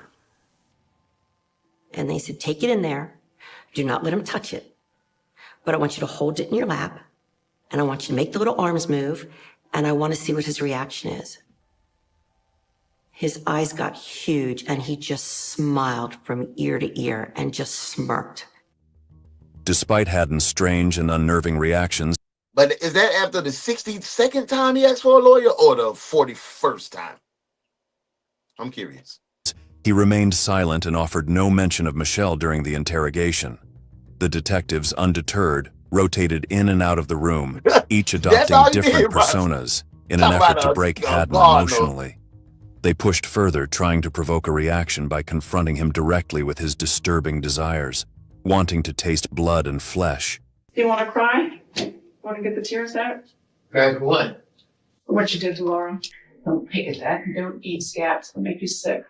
Is that how you ate Laura? Cut her up in little pieces until she bled. You tasted the blood and that tasted good and you couldn't stop and you had some more blood. Again, back up. You had some more body parts. They went to Woolworth. They went right to fucking Woolworth and got that teddy bear. Say no. You got a major problem. When we swung around the corner of Chris. Eating all kinds of it. You know, Jeffrey Dahmer said, what did Jeffrey get? Why? Did you get like The problem with Jeffrey Dahmer, you know, he got caught with all these dead people in his apartment. And he had cut their hearts and livers out and put them in the freezer in prison. Jeffrey Dahmer is kind of like you. He goes there. I don't know whether you ate him. You might have eaten some. Did you try to eat much? Eat flesh. Eat people. Haddon remained silent, prompting the detectives to shift tactics. They brought up other infamous cannibal killers and how their actions ultimately led to their downfall, hoping to provoke some kind of reaction from him. When that didn't work, they moved on to discussing his sexuality and preferences, trying to find that one thing that might finally break his silence. Haddon, what kind of sex are you into? Do you like, when you go out, do you go out with women or do you like to go out with men? Who do you prefer? I mean, if we went out on a date, would you be wearing women's clothes or would you be wearing women's underwear? Do you like stuff like this? But slowly, the interrogation room began to spiral out of control. Haddon. You don't like me sitting near you? No, let me say, leave me alone. Now get over there and sit down. Sit down in that goddamn chair and you stay seated. You act like a goddamn man. Stop acting like. You wouldn't have grabbed me like that, goddamn Henry. I would have turned around and fired your ass off. Dead nigga in the interrogation room. After exhausting every man tactic, said he sung two a male song about detectives one stepped into the interrogation room, ready to deliver the bombshell. Haddon Clark was being charged with the murder of Laura Houtling. It was a calculated move, the detectives' final card to regain control over the situation. Over the course of their tense 3-hour questioning, they noticed something strange. Haddon had an intense aversion to being touched. They decided to exploit this weakness, hoping to provoke a reaction. But what started as a subtle psychological maneuver quickly escalated into chaos, transforming the room into an unpredictable battleground of madness as the detectives pushed Haddon to the brink of his already disturbed mind. Sitting on a little bench. First of all, You're being charged with murder. You have to pat me like that? Hit me? I'm not hitting you, I'm sorry. I just like to be friendly. Okay? Why don't you just sit Nah, over there? bro. We ain't friends. We ain't partners. We ain't partners. Don't touch me. No, we're gonna sit together. I sit over. You and I are gonna be friends. That's good. Hey, buddy. Hey, that's a nice dog. I like that dog. What kind of undies you got? I ain't got no girlies on these today, buddy. Ain't no doubt.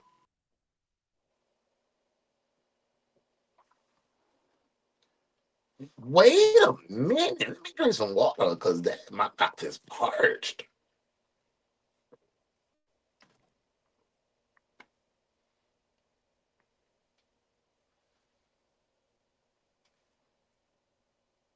Did y'all see that? Y'all ain't see that.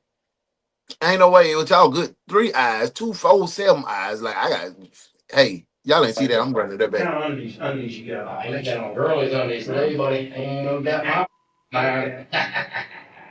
Oh, ooh, daddy. Jackie ladies. When getting him mad or embarrassed, Yeah. Damn, boy. 92 was a different time. didn't work, the detectives resorted to another tactic, trying to convince that Haddon way that his too only far, option was to bruh. confess because he wasn't mentally sane. By framing the situation this way, the detectives were hoping to either guilt Haddon into admitting the crimes or, at the very least, get him to acknowledge his own distorted mental state. Nobody holds this against him. Everybody realizes that you got a psychological problem. You're sick. Yeah, you were sick. If I can show that you murdered this girl, you're going to the electric chair. If I can show you're sane. Okay? You understand 2 murders, mixture serial murder, means you go to the electric chair. If you're sane. If you're insane, you Don't be go trying to frame that for me to say, yeah, I'm insane. Nah. Sometimes I think you hear voices inside your head. You heard a lot of voices? You want me to tell you something else here? Not a little secret we had, you know. There was a lady on a street corner across from Kenny's house who saw you dressed up like a woman. The trench coat. Your trench coat. Who was it who walked out of the house? Is there anything wrong with Just think of her name. To be nice.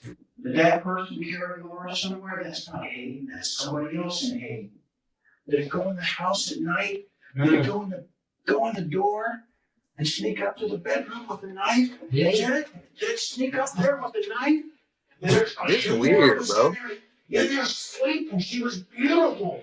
And that person got on top of Laura and started got a pillow and put it on Laura. Got a knife out, started cutting. It's an awful thing. It's an awful thing to think of, but we have to get it out of you. It's the only way. I think it's almost out. Bring it out. What did that? Yeah, this some weirdo. I don't know what this is. This way across the line, bro. What do you think, Hayden? How you feel? Let's get back to the nitty gritty.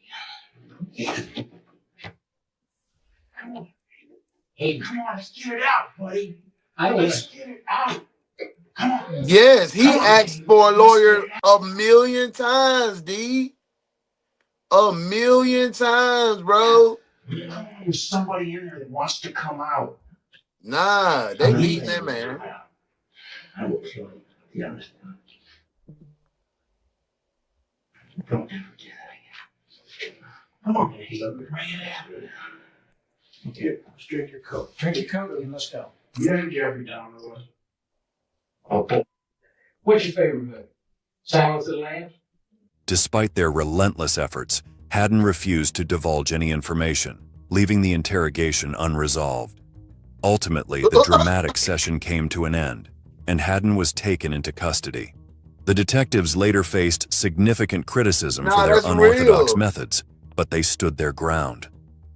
They argued that they had taken the moral high ground and that Haddon hadn't been fooled, not because he lacked intelligence, but because he was cunning and manipulative, using silence as his weapon to avoid revealing the truth. For the next 8 months, Haddon Clark remained in detention, while the Montgomery County prosecutors prepared for a high-stakes trial. Despite extensive police searches across 3 states, Laura's body was still missing.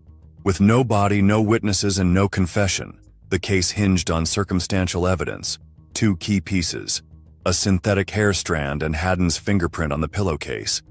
The lack of concrete evidence weighed heavily on everyone, particularly Laura's family and friends, who feared the worst. If the prosecutors failed to secure a conviction, Haddon could be acquitted, and even if Laura's body were eventually discovered, the Fifth Amendment would prevent him from being tried again for the same crime. However, in a dramatic twist, just before the scheduled trial date in June 1993, Haddon Clark stunned everyone by changing his mind. The defendant in the Hodling case just pled guilty. No, that boy got the plea beat was up. accepted. The plea Hey, was C to was second-degree crazy too, murder. man.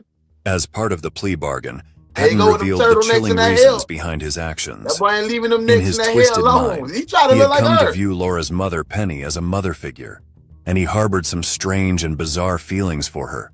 Hell, he trying to look like her. She lost me donuts, drink.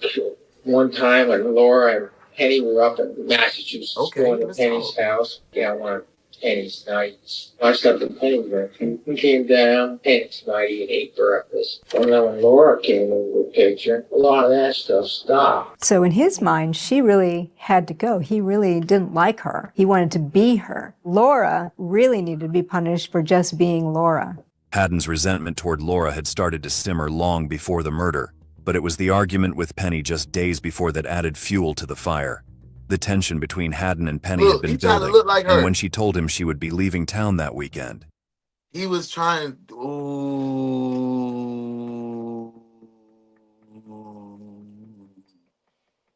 This is in I think they said the case, the storage was in Rhode Island. This was in somewhere in 450 miles away from that, Pennsylvania. I think they said. I'm not sure, but I remember Warwick, Rhode Island.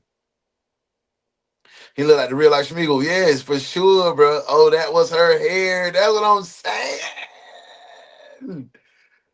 This creepy. it gave him the perfect opportunity to carry out his twisted plan. Just after midnight on October 19th, 1992, Haddon set his plan into motion. I walk around to the barn. I knew where the key to the house was. I walk in the front door. Yeah, I have a dress on, too. It's interesting. I real nice how that dress on. Took a gun out of the box in the living room, walked up to her bedroom, put the gun next to her head. I cocked the gun. I was like, I'm serious. You move, I shoot. I had handcuffs this time. And after I handcuffed her, I tied her with the rope I had. I made her look at me. I told her, you know my name. My first name starts with an L. And my last name starts with an H. You know my name. You don't call me by my right name and I'll kill you. Haddon's actions that night were chilling in their cruelty and disturbing in their details. Holding a gun on Laura, he covered her mouth with duct tape, suffocating her in the process. As she lay lifeless, Haddon began to remove the tape from her face with a pair of scissors. In his excitement, his hand slipped, and the sharp shears pierced Laura's neck, causing blood to spill onto the sheets and pillowcase. Obsessed with the idea of taking a souvenir, he severed one of her ears while attempting to remove an earring. After this gruesome act, Haddon sat by her body watching it for nearly an hour, consumed by his twisted satisfaction. At around 3 a.m., he wrapped Laura's body in a queen-sized sheet, slung it over his shoulder, and hid it beneath the cap of his truck bed. Then he returned to the scene of the crime, collected the bloody bedding, and disposed of those in a remote wooded area. Once the evidence was discarded, Haddon returned to the house, changed the bedding to hide the signs of his crime, and went to sleep. The next morning, he dressed as a woman, donning wigs to further fuel his disturbed fantasies. In an eerie final detail, he used Laura's comb to brush the wig, leaving behind a single synthetic hair strand, that would eventually become the key piece of evidence linking him to the murder. The confession was shocking, but Haddon had one final revelation to make as per his plea deal. Haddon Clark and his attorney would take one of the assistant state's attorneys out and show them where Laura Hoodling was buried. Laura's decomposed body was located in a shallow grave in a wood.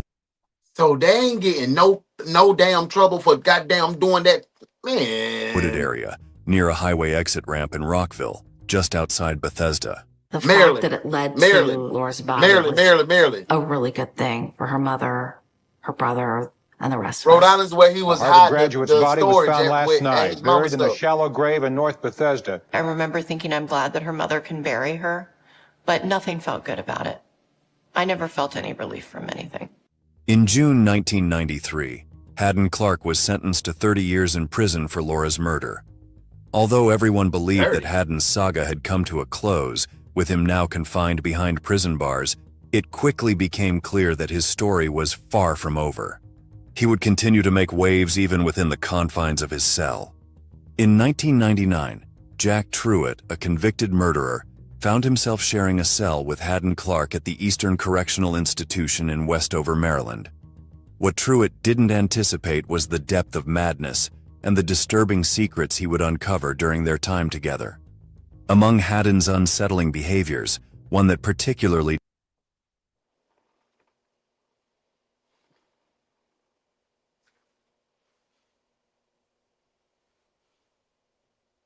Look at bruh, man. Look at bruh, man.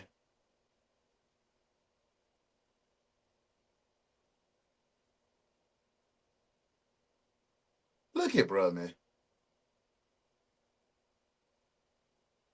disgusted Truitt was his habit of hoarding food, allowing it to rot, and then consuming it days later. However, what unnerved Truitt the most was when Haddon began confessing his crimes to him, believing that Truitt was Jesus Christ. He really believes that I'm Jesus Christ. He had to confess to me that he killed someone in every state in the United States. Eager to escape Haddon's delusional ramblings, Truitt devised a suggestion that would ultimately unveil a shocking new chapter in Haddon's twisted life. Whatever you're saying, just write it down. Thing. Is it it or When thing? you feel like you need to tell me something, draw it, write it. Don't talk to me about it. And he said, okay. And that's when he started, man. He was just going crazy right down. Haddon's art was so creepy. All these pictures that he drew were crime scenes. He would draw clues to other people he killed. Initially uninterested in Haddon's bizarre and horrifying confessions, Truitt became curious when That boy said he offed somebody in every state. Haddon mentioned Michelle Dorr's murder. Although authorities had always suspected him, they never had enough evidence to charge him with the crime.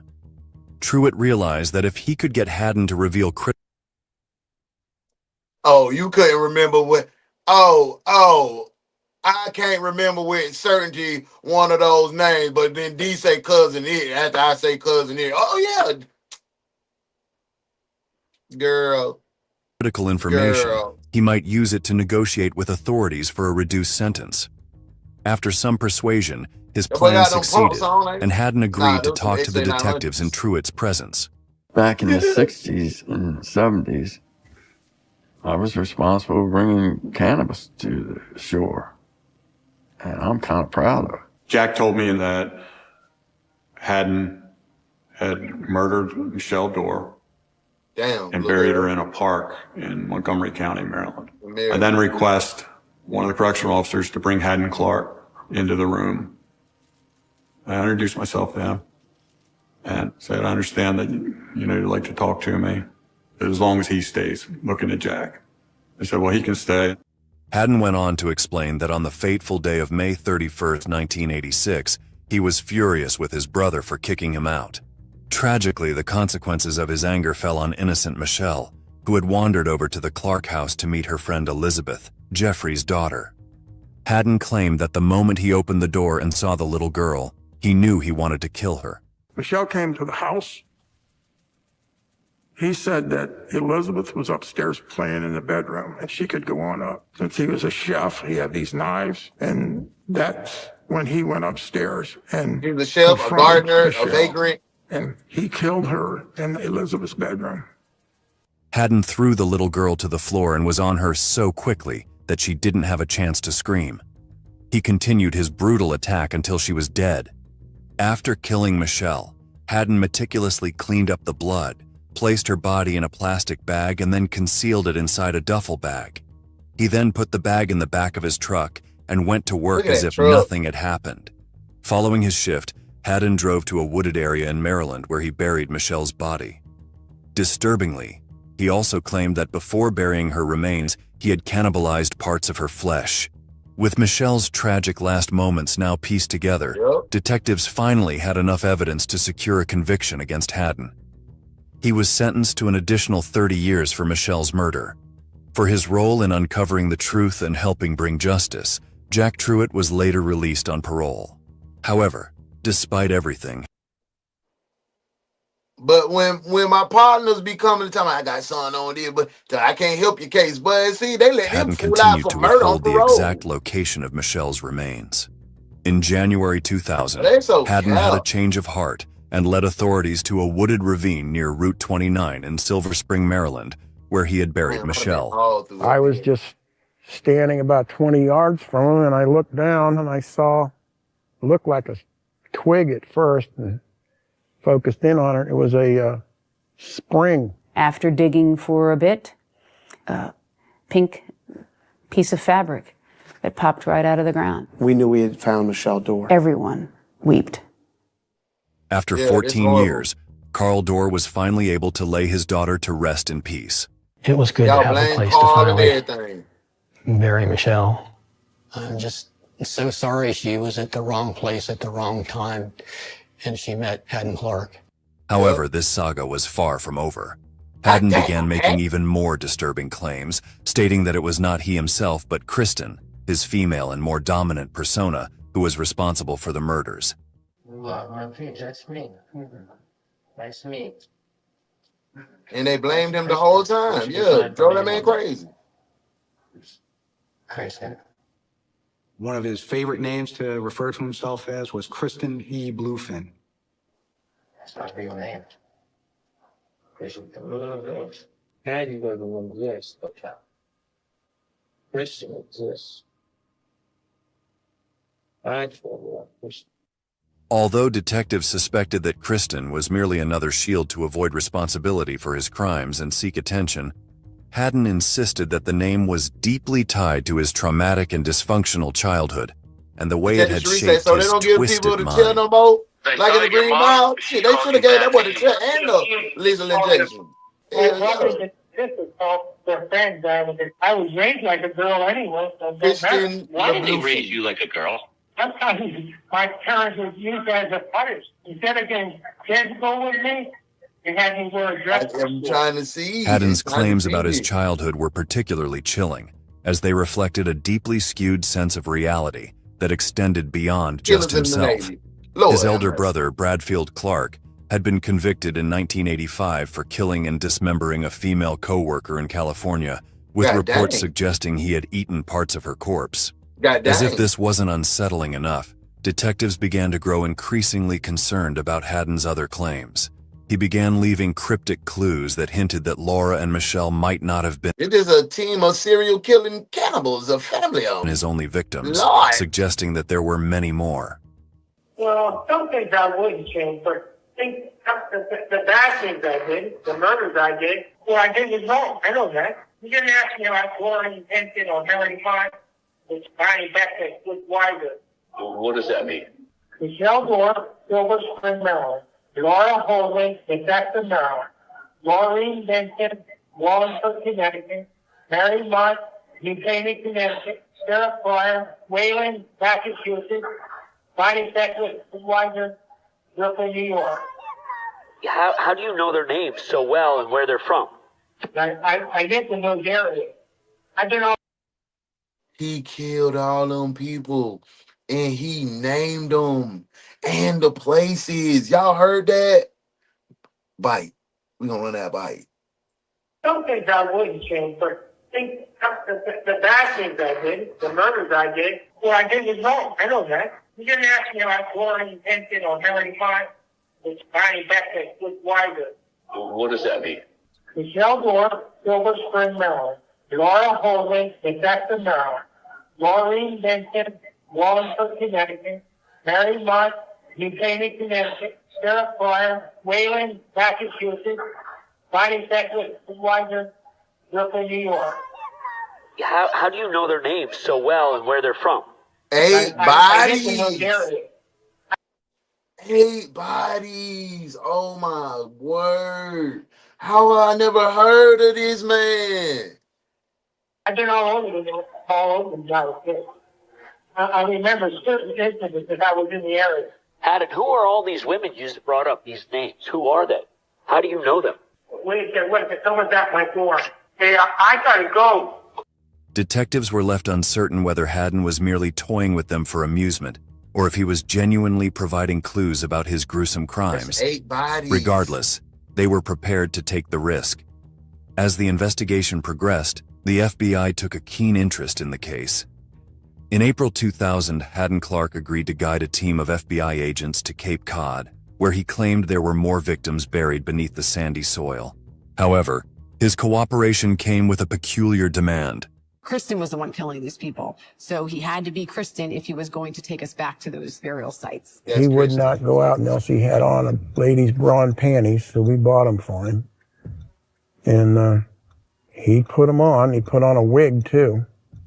And then he had the undergarments underneath. He put a wig on and, that they'd put him in a woman's shirt in an attempt to try to, get him to cooperate a little more. Despite the FBI's efforts, the search in Cape Cod... Like, but this done took me like around the world and now, yeah. Mr. Hatton's crazy. I don't know when, I don't know why. They waited too late. Now he done got him 8 bodies. He crazy. And now he's smiling. I don't know how I just came up with that. yielded no evidence of additional victims. However, in December of that same year, Haddon directed investigators to his grandfather's estate, leading to a shocking discovery. Right about here, there was about a 3 foot by maybe 3 or 4 foot old trailer, kind of a tag along that you'd hook onto the back of your yard tractor. And underneath was just sand. That's Kristen Smiley. Had a metal prod, almost like a big long stick. She took that bar and put it down into the earth, and we heard this boom. Made the hair stand up on the back of everybody's neck. And we knew that there was definitely something there. So we were able to dig down and unearth that, and it was a plastic 5-gallon bucket. We weren't quite sure what we were going to find, what perhaps some type of body parts. I mean, we really didn't know. After taking the top of that off, we observed a number of pieces of jewelry that Haddon said were trophies from different people that he had murdered over the course of his life. Among the roughly 200 pieces of women's jewelry found at the estate, several items were identified as belonging to Laura Houghteling. However, detectives were unable to link the other pieces to any known victims. Yet, it gave rise to some chilling theories. I think the idea of Laura Houghteling had a trophy in that bucket. There's reason to believe that some of those others, if not all, were attached to actual human beings. The FBI behavioral science estimated that he had perhaps killed somewhere between 12 and 22 people. And part of the reason that they were able to conclude that was because he was so comfortable around death. Although Haddon Clark may not have garnered the same level of notoriety as infamous killers like Jeffrey Dahmer or Ted Bundy, his crimes were no less haunting. It seemed that wherever Haddon went, death followed. While we may never know the full extent of his actions, there's no denying that he is one of the most evil souls to ever walk this earth. Jesus loves Jesus loves the little children. All children in the world. Red, yellow, black, and white, they are precious in his sight. Jesus loves the little children in the world. At 72 years old, Haddon Clark is serving 2 consecutive 30-year prison sentences at the Eastern Correctional Institution in Westover, Maryland. Sadly, despite his horrific crimes, he is now eligible for parole. Those who have encountered him up close continue to fear his potential release, as they all believe he remains a dangerous threat to society. I thought about him getting out. Occasionally, I run his name through the prison system just to see where he's at. We knew that if he got out of jail, he would kill again. Nobody would be safe. I don't think he can help himself. Anybody that crosses his path, his instinct is to lash out. Look, my hope is that any sane parole board does the right thing for the community and that Haddon never has released, even at a very old age. And who better to vouch for this than the people who have directly suffered from his actions? It's good to see her again, like this, smiling and living life. If it wasn't for Haddon Clark, she'd be here. It's breathtaking to think about this one man's illness, sickness, and vile, horrible mind. How, his actions have just created ripples through so many people's lives and sent us in directions that we shouldn't have gone in. Before we conclude, we would like to extend our heartfelt condolences to the loved ones of Laura Houtling and Michelle Dorr. May time bring them healing and peace. What do you think about Haddon Clark's claims? Do you believe they were just fabricated, or do you think there might be more victims out there? Man, bruh. I never heard of Haddon Clark. I got that video because of the interrogation was wild. I seen the dude talking about it. I said, I know damn well the police ain't doing this,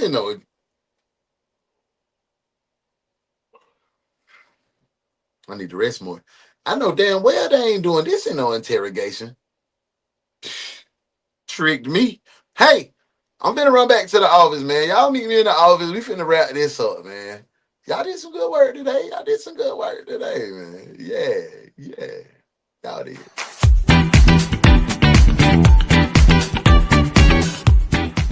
You know where Lay been at? Nah. You know where Lay been at? No.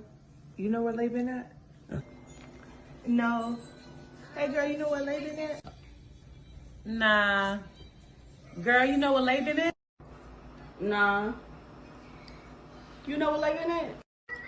No. You know where Lay at? Nah. Girl, you know where Lay been? Nah. You know where Lay at? Nah. You know where Lay been? No. You know where Lay been at? Nah. You know where Lay been. I heard Lay coming back. I heard Lay coming back. I heard Lay coming back. I heard Lay coming back. I heard Lay coming back. I heard Lay coming back. I heard Lay coming back. Yeah. I heard Lay coming back. Girl, I heard Lay coming back. I heard Lay coming back. Oh. I heard Lay coming back. Lay had booked and busy.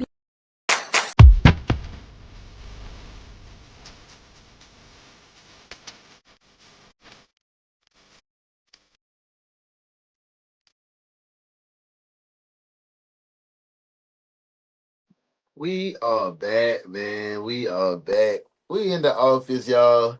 Great work today. What do y'all feel about those type cases? That was a new true crime platform. What y'all think about it? Y'all let me know some honesty. That dude was crazy. I never heard little bro. Oh, HC. Haddon Clark. They got the Christian Bluefin. Ooh. He's 22. He did Dahmer numbers, and he just flew under the radar. And I didn't even intend to bring any serial killers into the mix. So we was talking about, this was what you think. What y'all think? I think we can squeeze it in. We can add it. It was enjoyable, But y'all, I want y'all to make sure y'all tap in. Make sure y'all tap in with my girl Modesty. She Colorful Conversations at 1 Central Time, 2 Eastern. Tap in with that boy Young Tay White. He dropped a new video, Boston Richie. And when we leave here, go right on over there, check it out. Tell me what you think. It ain't nothing but like 8 minutes of your time, so it ain't that long. We ain't trying to. It don't take long all day to do nothing. So we got in there and we got out of there. You feel me? So go check that out. Go spin by and check out Tay TV, my son. I got a special guest that's gonna got them do a case with us. I'm bringing somebody to work with me Friday now. They're gonna be in here, so I need everybody to show up. We got a special guest. We're gonna have a good time. We're gonna have a guest detective. We're gonna bring somebody from corporate in here, and they're gonna go over a few cases, make sure we're doing what we supposed to do and evaluating these cases properly. You feel what I'm talking about? So tap in, tap in, tap in. And if you would like to be a guest detective on a case, let me know. We can squeeze that in. So, but the only requirement that I wanna put in, I ain't gonna put it in yet, but I think it's for members. You got to be a member to have a guest appearance on a Friday show, and you have to have your camera up. We ain't coming in hiding and none of that. You can't have your camera up, man. Hey, man, go look in the mirror a little more and fall in love with that person, and you can put that camera up at any time. Hey, man, I ain't gonna drag you all day. It don't take all day to do nothing. I had a good time. My girl Modesty said she enjoyed it. Thanks everybody for tapping in, vibing. Make sure you be a positive impact today. Make sure you be the friend that you want. Make sure you the parent that you needed. Make sure you the kid that you always wanted to be today. Do that. I love y'all, man. Until later on. Peace.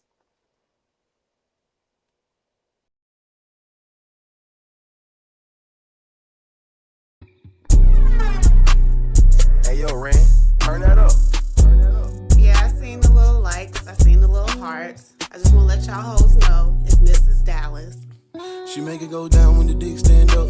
Yeah, she nasty with it. All the D boys wanna get in that skirt, but she stay classy with it. She might leave a pussy nigga left on red. Little baby so committed.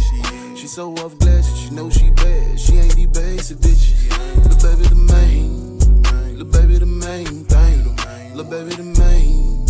Little baby the main thing. It ain't no single bitch walking this earth that can't come take her place.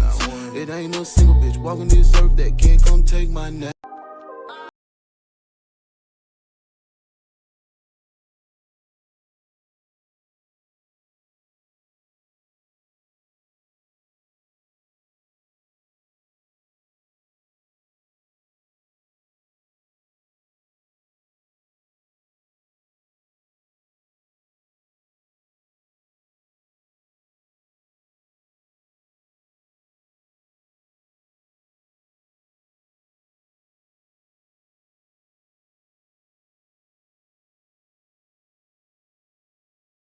I know I like her